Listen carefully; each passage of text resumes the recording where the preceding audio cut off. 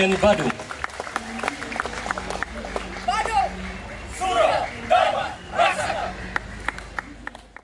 Dalang wanita dari Sanggar Seni Wayang Kulit Parwobendu, Semara, Desa Sulangai, Kecamatan Petang, Kabupaten Badung, mencuri perhatian para pengunjung saat tampil dalam Utsawa Parade Wayang Kulit yang digelar Selasa malam 15 Juli 2025 di depan Gedung Kria Taman Budaya Art Center Denpasar.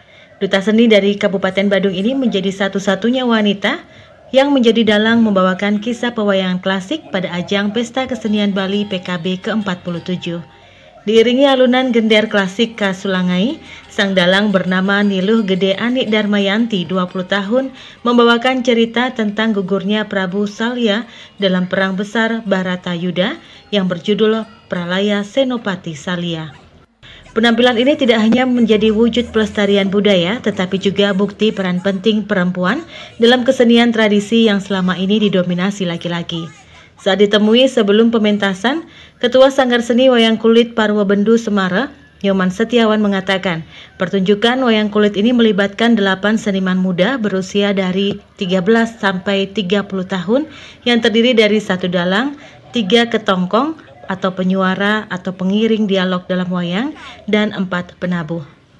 Dipilihnya seorang wanita menjadi dalang pada parade wayang kulit ini karena dipandang adanya potensi terhadap generasi muda yang patut ditunjukkan ke publik, terlebih dalang wanita muda jarang dijumpai di Bali, sehingga pertunjukan wayang kulit ini menjadi hal yang unik dalam dunia seni wayang.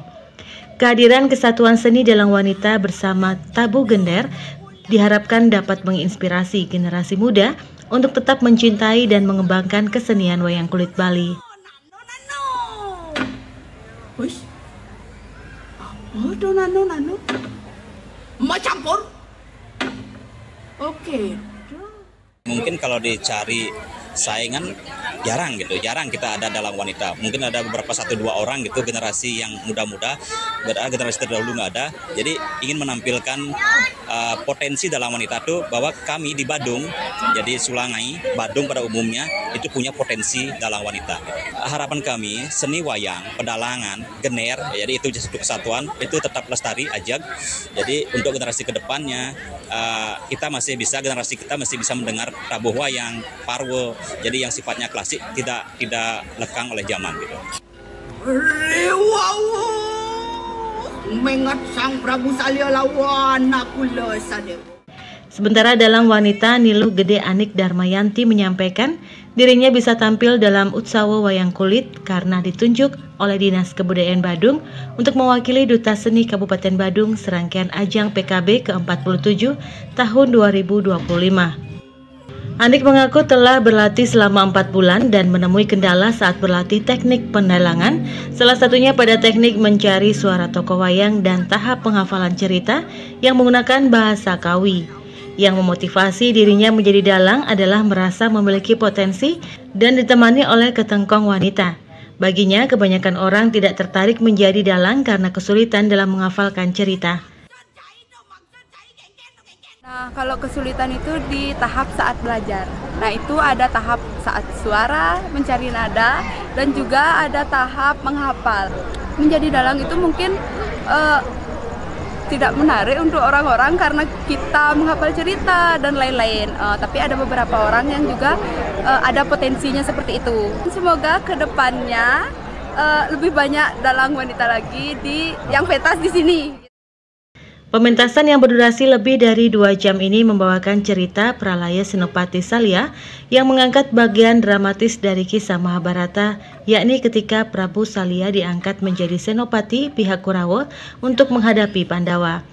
Cerita ini syarat dilema dan ketegangan emosional karena Prabu Salya harus bertarung melawan keponakannya sendiri, Nakula dan Sadewa, yang berada di pihak Pandawa. Meskipun Salya sadar akan konflik batin yang ia hadapi, perang tetap tidak dapat dihindari. Yang membuat lakon ini semakin menarik adalah penggambaran kesaktian Candra Birawa milik Prabu Salya. Dikisahkan setiap tetes darah yang jatuh dari tubuhnya akan berubah menjadi raksasa. Hal ini membuat pihak Kurawa semakin percaya diri, yakin bahwa Pandawa tidak akan mampu menang. Namun strategi perang berubah saat panah Arjuna menghujam tubuh Salya, menyebabkan darahnya memercik ke tanah dan menciptakan banyak raksasa yang turut menyerang. Dalam situasi genting ini, Prabu Kresna muncul memberikan jalan keluar. Ia menyampaikan bahwa hanya manusia berdarah putih yang mampu mengalahkan kesaktian Chandra Birawa. Sosok itu adalah 3 orang pilihan, yakni Subali, Resi Bagaspati atau guru dari Salya, dan Prabu Dharmawangsa. Puncak cerita terjadi saat Prabu Dharmawangsa turun ke medan perang dan berhadapan langsung dengan Prabu Salya. Dengan menggunakan ajian Kalimosoda, akhirnya Prabu Dharmawangsa berhasil mengalahkan Prabu Salya di medan Kurusetra. Kabar Bali Hits mengabarkan.